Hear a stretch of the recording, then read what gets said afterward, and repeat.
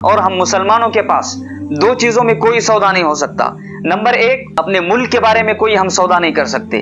Number دو، اپنے اسلامی تعلیمات، اسلامی شخصیات کے بارے میں ہم کوئی سودا نہیں کر سکتے۔ کوئی سوال ہی نہیں پیدا ہوتا یہاں پر کوئی سودا کرے۔ بسم اللہ الرحمن الرحیم۔ بسم اللہ الرحمن الرحیم۔ قال اللہ تبارک و تعالی فی کلامہ المجید، اعوذ باللہ من الشیطان الرجیم، یریدون ان یطفئوا نور اللہ بافواہہم ویأبی اللہ واللہ متم نورہ ولو کرہ الکافرون۔ محترم معزز ناظرین، سامعین، جیسا کہ ہم سب جانتے ہیں کہ پوری دنیا میں اس وقت اسلام دشمن طاقتیں اسلام اور مسلمانوں کو ایذا پہنچانے کے در پہ ہیں، اور ان کی حتی المقدور کوشش اس بات کی ہے کہ کسی طریقے سے اسلام اور مسلمانوں کو دلی تکلیف ایسی پہنچائی جائے اور ایسی ٹھیس پہنچائی جائے جس کی وجہ سے اسلام اور مسلمان ہر وقت قلبی بدسکونی میں مبتلا رہیں اور ذہنی انتشار کا شکار رہیں۔ لیکن اللہ پاک قرآن میں فرماتے ہیں، جو لوگ چاہتے ہیں کہ اللہ پاک کے نور کو بجھا دیں تو ان کو یاد رکھنا چاہیے کہ اللہ اس بات کو کبھی منظور نہیں کریں گے کہ اللہ پاک اپنے نور کو بجھتا دیکھیں۔ اس بات کے علاوہ اللہ پاک کو ہر بات منظور ہے، لیکن اللہ پاک اپنے نور کو بجھتا ہوا نہیں دیکھیں گے، چاہے یہ بات اسلام سے دور اسلام دشمنوں کو کتنی ہی بری لگے۔ بہرحال حالات کچھ ایسے ہیں کہ جہاں پر اسلام اور مسلمان دشمنی میں لوگ کہاں تک جا سکتے ہیں، اس کا سب سے بڑا واقعہ جو سامنے ہے اس وقت فرانس کا واقعہ سامنے ہے۔ فرانس میں رسول پاک صلی اللہ علیہ وسلم کے خاکے حکومتی سطح پر اور حکومت کی سرپرستی میں پورے دیواروں پر چسپاں کیے گئے، دیواروں پر لگائے گئے، اور حیرت کو بھی حیرت اس بات پر ہے کہ اس واقعے کو آزادی اظہار رائے کا نام دیا گیا، حالانکہ یورپ کی عدالتوں نے اس کو اظہار رائے قرار نہیں دیا بلکہ اس کو جرم قرار دیا۔ اس کے باوجود وہاں کے حکومت اور گورنمنٹ کی سرپرستی میں یہ کام انجام ہوا کہ پورے ملک میں فرانس میں رسول پاک صلی اللہ علیہ وسلم کے خاکے لگائے گئے۔ یہ بات اور ہے کہ پوری دنیا میں اس وقت ایک مذہب وہ ہے جو تیزی سے پھیلتا ہوا دکھائی دے رہا ہے۔ عام طور پر اور خاص طور پر فرانس میں اسلام جو ہے اپنی جڑیں مضبوطی کے ساتھ پھیلا رہا ہے، جس کی وجہ سے اسلام دشمن طاقتوں کو اپنی کرسی کا، خود اپنے وجود کا، اپنے تشخص کا اور اپنے تحفظ کا ایک خطرہ لاحق ہو گیا ہے، جس کی وجہ سے ان کا ذہن اور یہ کفر کی پیٹ سے نکلنے والے کیڑے جو یہاں تک آگے بڑھ گئے ہیں کہ ان کو یہ بھی پتہ نہیں چلتا کہ رسول پاک صلی اللہ علیہ وسلم کی ذات اقدس کیا چیز ہے۔ ان کو سب معلوم ہے، حالانکہ ان کو یہ بھی پتہ ہے کہ وہ ایک ہی شخصیت ہے جس نے دنیا انسانیت کو صحیح راستہ بتایا ہے، اور یہ بات خود ان کے دل کی آواز ہے، لیکن ایک شرارت، ایک خباثت، شرانگیزی اور فتنہ انگیزی ہے جو ان کے دماغ اور ان کے دل کی گندگی ہے جو اب باہر نکل رہی ہے۔ جیسے کہ مائیکل ہارٹ نے ایک کتاب لکھی جس میں دنیا کی 100 ممتاز اور سپر پاور شخصیتوں کو، جو جاندار بھی ہیں، اثردار بھی ہیں اور پائیدار بھی ہیں، ایسی 100 طاقتور شخصیتوں کو مائیکل ہارٹ نے جمع کیا، اور 1 سال نہیں، 2 سال نہیں، 28 سال کی ریسرچ اور 28 سال کی تحقیق کے بعد اس نے یہ کتاب لکھی، اور اس میں سر فہرست اس میں خاتم النبیین والمرسلین سرور دو عالم صلی اللہ علیہ وسلم کا نام گرامی لکھا۔ ایک مرتبہ وہ لندن میں لیکچر دے رہا تھا، تو وہاں پر جو یہودی لوگ بیٹھے تھے انہوں نے کہا کہ تم نے ایک کتاب لکھی اور اس میں ہونا تو یہ چاہیے تھا کہ یسوع مسیح کا نام آپ پہلے نمبر پر لکھتے، اور آپ نے تو سرور عالم صلی اللہ علیہ وسلم کا نام پہلے نمبر پر لکھا۔ اس نے ان لوگوں سے جو بات کہی بہت خوبصورت بات تھی۔ اس نے کہا کہ سن 611 عیسوی میں مکے کے بیچ میں کھڑے ہو کر ایک شخص نے آواز لگائی تھی کہ میں اللہ کا رسول ہوں، میں سچا ہوں، تم مجھ پر ایمان لاؤ۔ تو اس وقت ان کے اوپر ایک ان کا سچا دوست، اس کے 2 لڑکے اور ایک اس کی بیوی، یہ 4 لوگ ایمان لائے تھے، اور آج 1400 سال ہو گئے، دیکھتے دیکھتے یہ تعداد اربوں تک پہنچ گئی ہے۔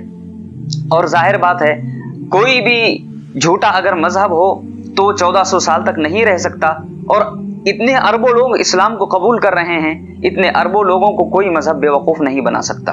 اور اس نے آگے بڑھ کر یہ بات کہی، اور اس کی اسپیشلٹی، اس کی خوبی، اس کی برتری اور اس کی اپنی ایک خاصیت، اس کی الگ اپنی ایک شناخت اور پہچان یہ ہے کہ اسلام اور مسلمان جو اسلام کو ماننے والے ہیں اور اس ذات کو ماننے والے ہیں جس کا میں نے پہلے نام لکھا ہے، کہ یہ ہر چیز پر سودا کریں گے۔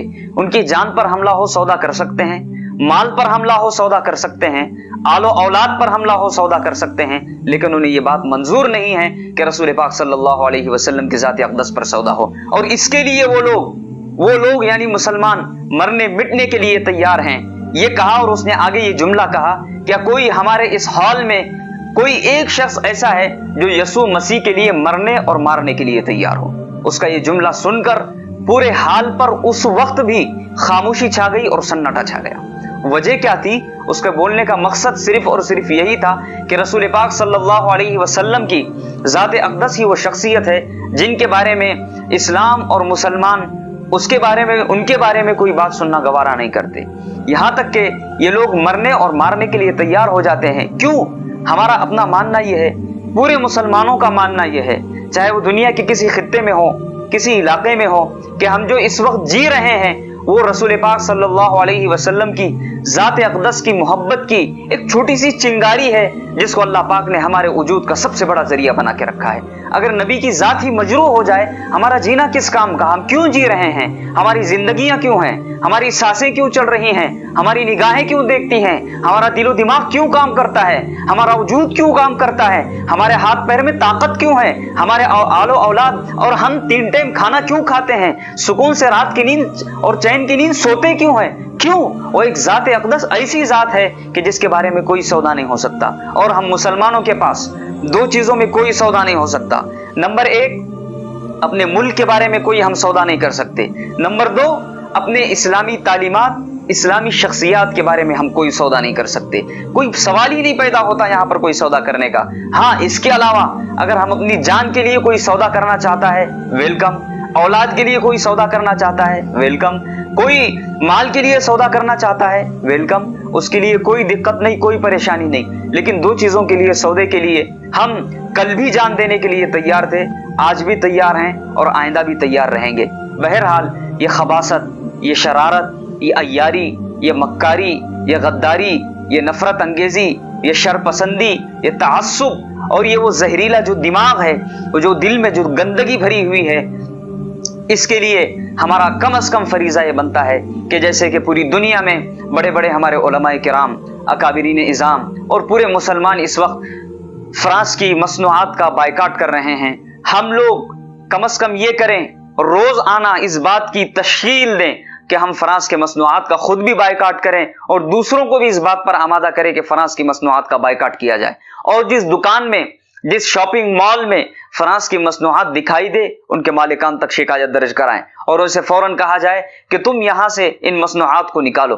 اور اسی طریقے سے دوسرا اس واقعے سے سبق لینے کی یہ ضرورت ہے کہ ہم آج ہی سے، ابھی سے سنتوں پر عمل کرنے کی تیاری شروع کریں اور ہم اپنے گھروں میں سنت کا ایک ماحول بنائیں، اور روزانہ عشاء کے بعد یا دن میں کوئی ایک وقت 3 منٹ یا 5 منٹ، چاہے مراٹھی زبان میں ہو، اردو زبان میں ہو یا علاقائی جو بھی ہماری زبان ہو، اس زبان میں ہم روزانہ اجتماعی طور پہ گھر میں سیرت طیبہ کا ماحول بنائیں، تاکہ ہماری اولادوں کو پتہ چلے کہ نبی کون ہے، سیرت رسول پاک صلی اللہ علیہ وسلم کیا ہیں، اور ہم لوگ اس بات کو باور کرائیں کہ مسلمان سب کچھ ہو سکتا ہے، صرف مسلمان سمجھداری کے حالت میں، مسلمان ایسا امن بالکل برداشت نہیں کرتا جو امن بزدلی کی طرف لے جائے۔ لہٰذا مسلمان ہم کو چاہیے کہ سمجھداری کے ساتھ، بہادری کے ساتھ، صرف سمجھداری ہوگی تو بزدلی پیدا ہوگی، صرف بہادری ہوگی تو فساد پیدا ہوگا۔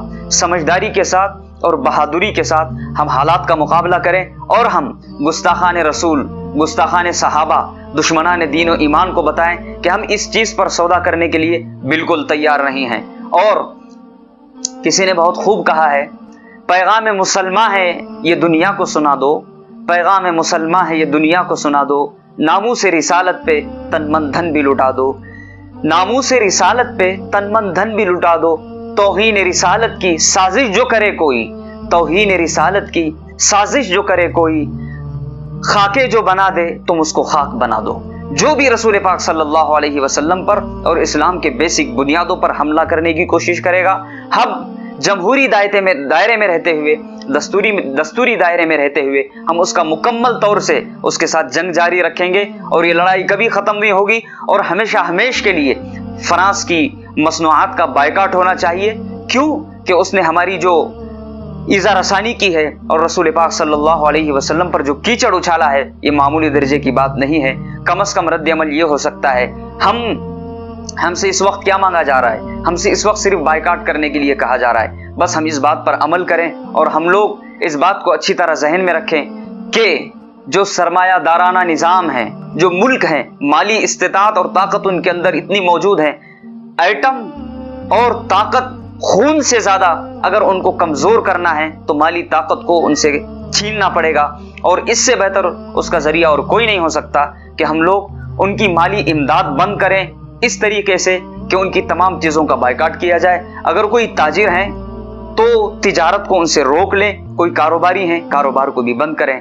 اللہ پاک توفیق عمل نصیب فرمائے، اور رسول پاک صلی اللہ علیہ وسلم کے دین مضبوطی سے اس پر چلنے کی توفیق نصیب فرمائے، اور ہم سب کو رسول پاک صلی اللہ علیہ وسلم کی شخصیت کو، آپ کی تعلیمات کو، آپ کے دین کو عام کرنے کی توفیق عطا فرمائے۔